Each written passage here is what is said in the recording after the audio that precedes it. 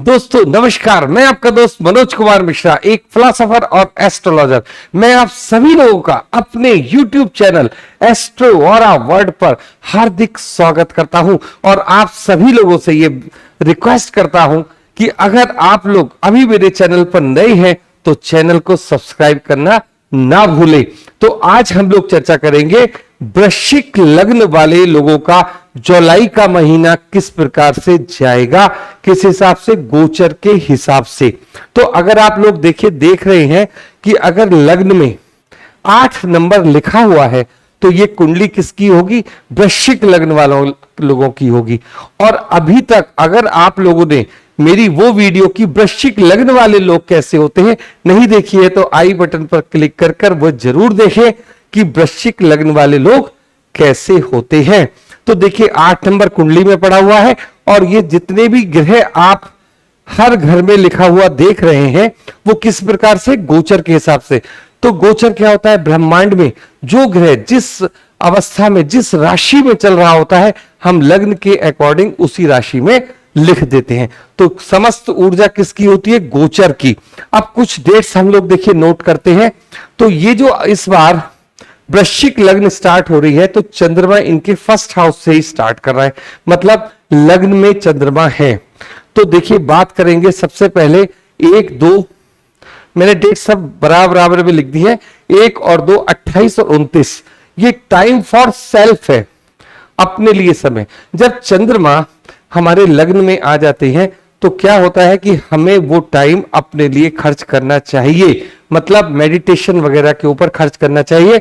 3 और 4 इसमें health issues आएंगे और 5, 8, 21 और 22 में नो चेंज इन जॉब। कई बार आप लोग अभी सोच रहे हैं कि जॉब चेंज करने के वृश्चिक लग्न वाले लोग सोच रहे हैं, उसका भी टाइम मैं आपको बताऊंगा कि कब आपके लिए अच्छा रहेगा।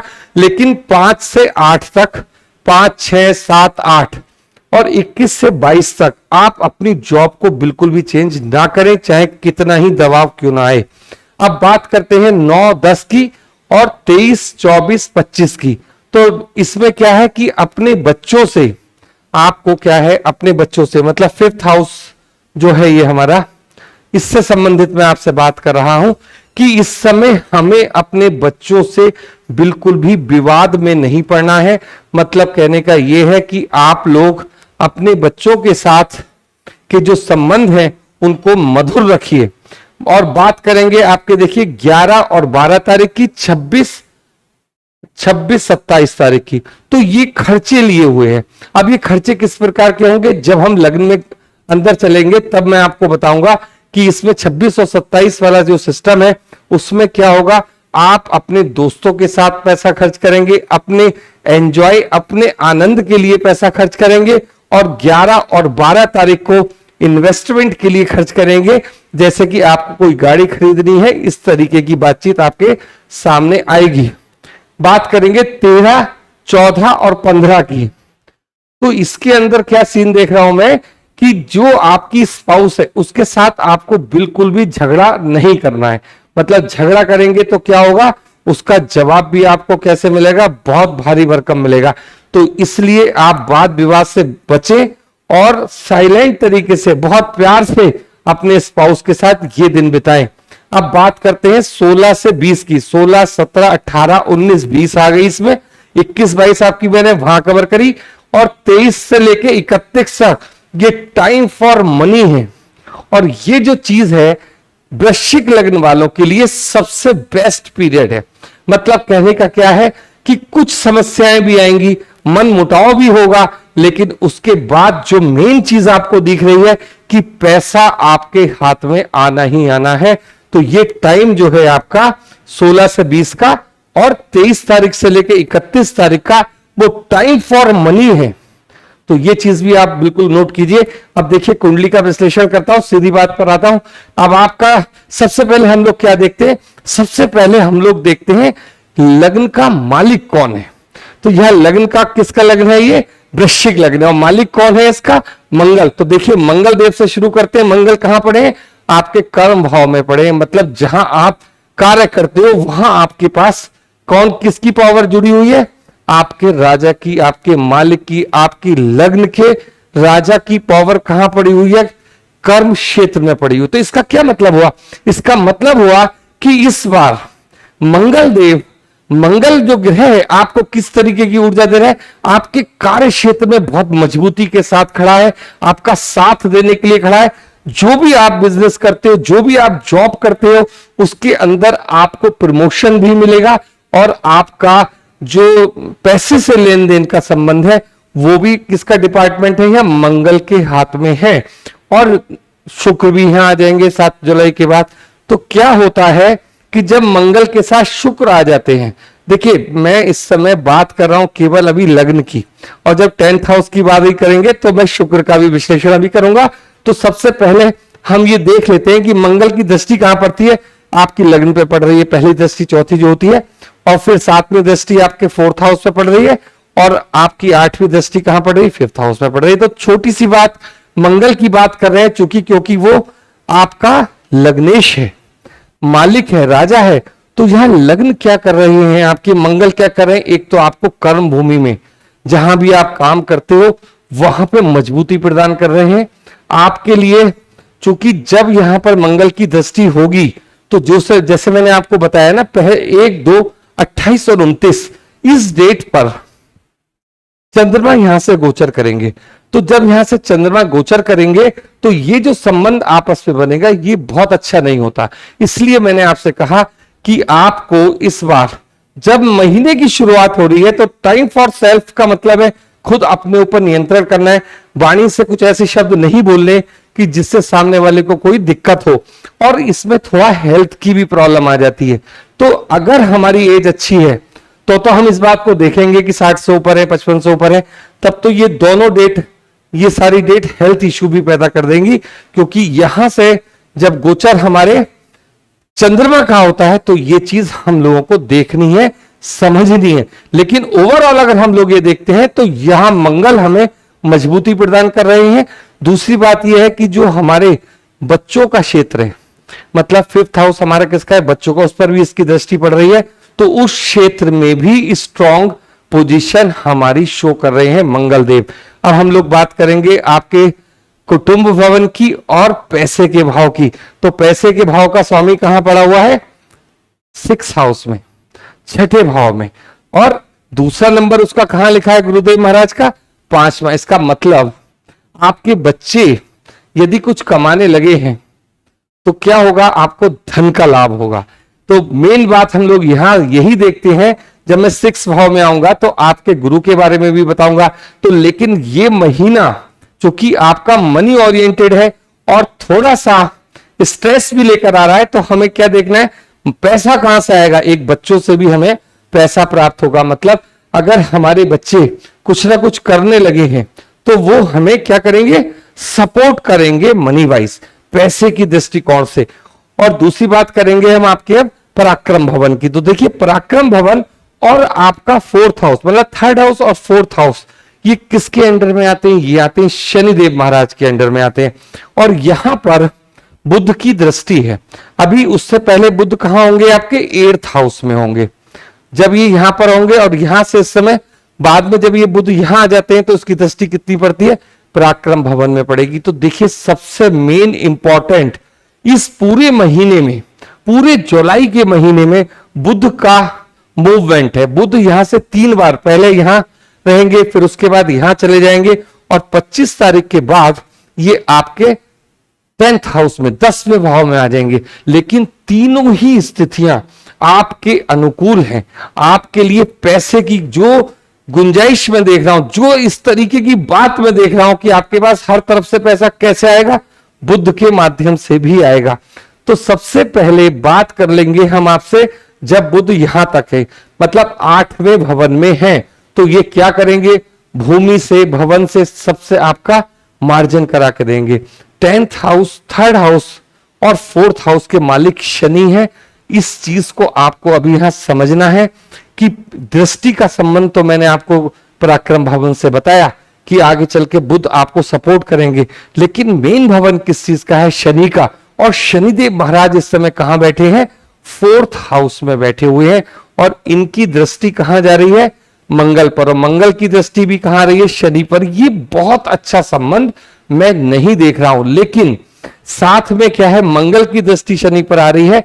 तो अगर आपको इस महीने में कोई वाहन खरीदना है तो आपके लिए ये बहुत ही बढ़िया साबित होगा, बहुत फर्स्ट क्लास ये दिन है। अगर आपको कोई वाहन खरीदना है तो ये योग आपके लिए है। और शनि की दृष्टि, तीसरी दृष्टि कहां जा रही है, वो हमारी 1 2 3 छठे भवन में जा रही है। छठे भवन में आऊंगा तो अभी आपसे बात करूंगा। अब हम लोग बात करेंगे आपसे आपके 5th हाउस की। और 5वां हाउस किस चीज का होता है, हमारी संतान का होता है, हमारी बुद्धिमत्ता का होता है, लव एंड रोमांस का होता है। तो ये, और हमारे स्वास्थ्य का भी होता है। तो ये सारी चीजें किसके अंडर में आ रही है, दृष्टि संबंध से अगर देखते हैं तो एक मंगल की दृष्टि पड़ रही है जो फर्स्ट क्लास है, बढ़िया है। और दूसरी क्या हो रहा है, यहाँ ये जो इसका स्वामी है ना, 5th हाउस का स्वामी कहां पर है, 6 में है। तो ये भी आप थोड़ा सा गौर कीजिए कि जब 5वें का संबंध छठे से बनता है तो क्या हो जाता है कि हमें अचानक चोट लग जाती है। तो अचानक चोट का यह योग बना हुआ है। इस पूरे महीने में जो ऐसी डेट्स मैंने आपको लिखी हैं, 1 से 2 28 29 3 4, ये कुछ ऐसी डेट्स हैं जिसमें क्या होता है कि हमने थोड़ा सा कोई वाहन चला रहे हैं, कुछ चीज करें, तो क्या होता है कि हमें चोट फेट लगने की आशंका रहेगी।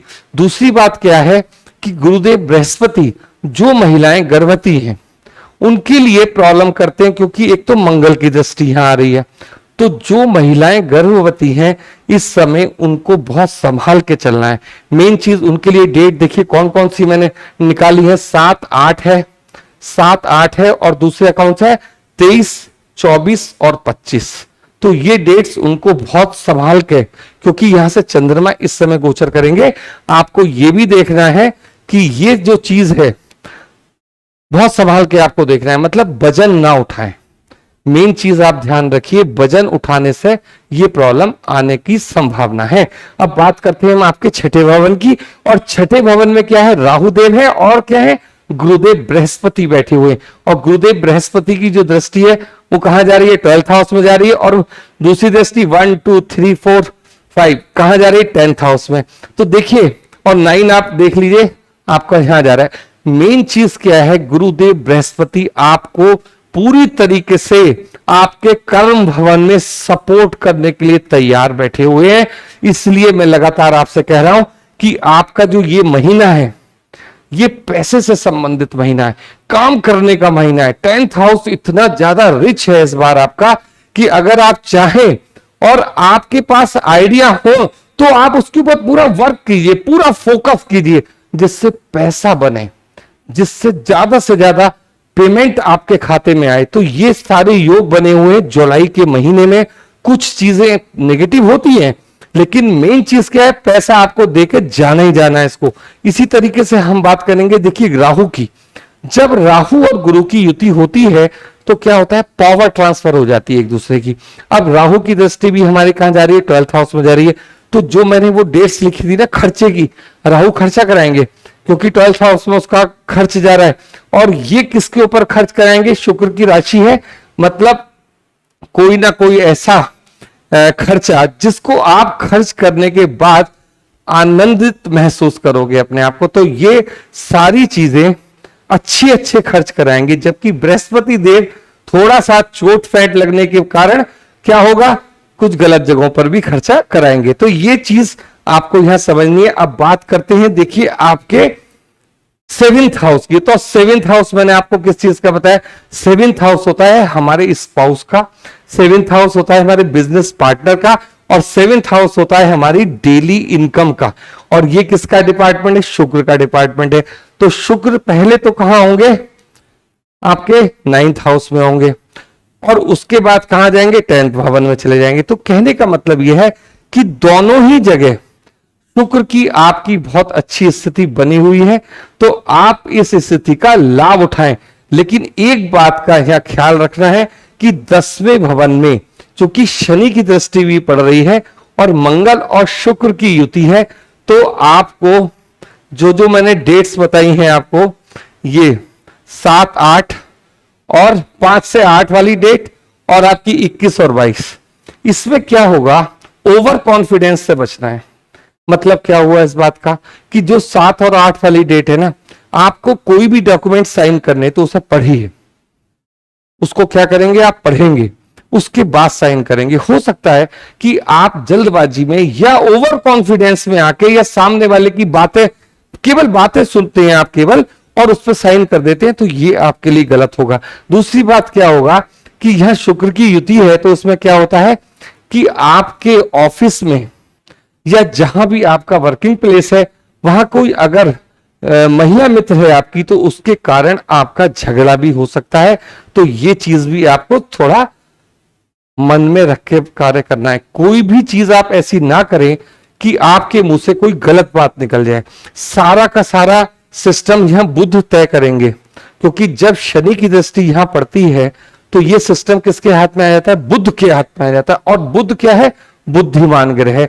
तो वो क्या कह रहा है आपसे? सिर्फ आपसे ये कह रहा है कि आप अगर कहीं लड़ने वाली स्थिति बन जाए तो आपको बिल्कुल चुप रहना है। हो सकता है कि आपको ऐसा लगे कि मुझे थोड़ी दिक्कत हो रही है चुप होने से, लेकिन एक चुप 100 को हराता है, आप इस बात को मानिए। दूसरी बात क्या होगा कि यहां पर जब हम आपके 10th हाउस की बात करें तो आपकी 2 डेट्स ऐसी आएंगी, 21 और 22।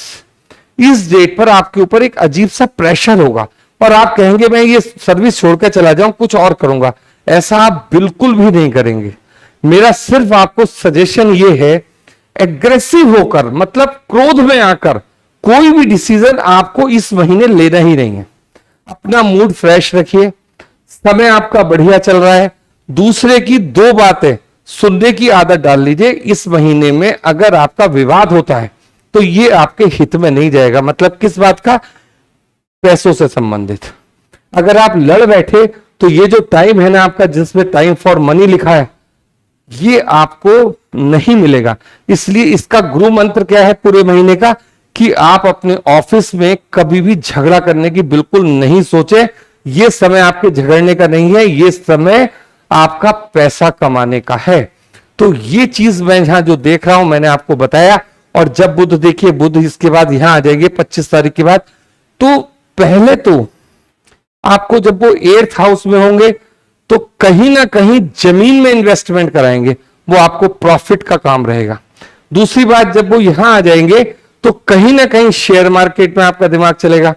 कुछ ना कुछ ऐसे दिमाग में आइडियाज आएंगे आपके कि जो आपका मनी में कन्वर्ट हो जाएंगे, मतलब पैसे में कन्वर्ट हो जाएंगे। तो ये जितना भी गोचर बुध का है आपके फेवर में चल रहा है। और 25 तारीख के बाद, 25 जुलाई के बाद आपकी ऑफिस में बल्ले बल्ले है। मतलब कहने का क्या है, आपका जो ये टाइम जाएगा वो बहुत अच्छा जाएगा। बस आपको ये कुछ डेट्स नेगेटिव वाली में चुप रह के काटना है। बहुत आराम से आप लोग जाइए, अपना मूड फ्रेश रखिए और सारा फोकस 10th हाउस पे लगाइए, मतलब अपने कर्म क्षेत्र पे लगाइए। अपना सारा ध्यान हमें किस चीज के ऊपर रखना है? अपनी मेहनत के ऊपर रखना है। हम कैसे आगे बढ़े इस प्रकार की प्लानिंग पे रखना है। और आपका यही गुरु मंत्र है, क्योंकि देखिए बुध जो है उनका संबंध कहां से बना है? 11th हाउस से बना हुआ है। तो जहां जहां वो गोचर करेंगे वहां वहां से आपको लाभ मिलना ही मिलना है। तो इसकी आप चिंता ना करें, पैसा आपके पास आना है। तो ये चीज आपकी क्लियर हो गई। और दूसरी बात हम बात करेंगे अब आपसे आपके 12th हाउस की। तो 12th हाउस में क्या हो रहा है? 12th हाउस में केतु महाराज बैठे हैं और दृष्टि किसकी पड़ रही? गुरु की पड़ रही है और यहां से राहु की पड़ रही है। तो यहां पर दोनों चीजें मैं आपको बता चुका कि गुरु तो कह रहे हैं कि अगर कहीं चोट फैट लग जाएगी उस पर खर्चा कराऊंगा, हॉस्पिटल पे खर्चा करा दूंगा थोड़ा बहुत। लेकिन राहु क्या कहते हैं? राहु ये कहते हैं कि जो भी आप खर्च करोगे, अगर आप वाहन संभाल के चलाओगे तो खर्चा नहीं होगा, तो खर्च वो कहां होगा? आप जहां खर्च करना चाहोगे वहां खर्च होगा। मतलब आपके आनंद के ऊपर खर्च का माहौल बना रहे हैं आपके राहुदेव महाराज। तो ये छोटा सा प्रयास है मुझे आपको ये समझाने का कि वृश्चिक लग्न वालों का ये जुलाई का महीना गोचर के हिसाब से किस प्रकार से गुजरेगा। हर व्यक्ति का अपना अपना समय होता है, हर व्यक्ति को ऊर्जा वही मिलती है, लेकिन उसे इस्तेमाल कैसे करेंगे वो अपने अकॉर्डिंग ही करेंगे। तो ये एक छोटा सा प्रयास मेरा आपके सामने है। वीडियो अगर आपको अच्छी लगी हो तो उसको लाइक कीजिएगा और चैनल को सब्सक्राइब कीजिएगा। आप लोगों ने इतना समय मुझे अभी तक दिया तो उसके लिए बहुत बहुत धन्यवाद। Thank you.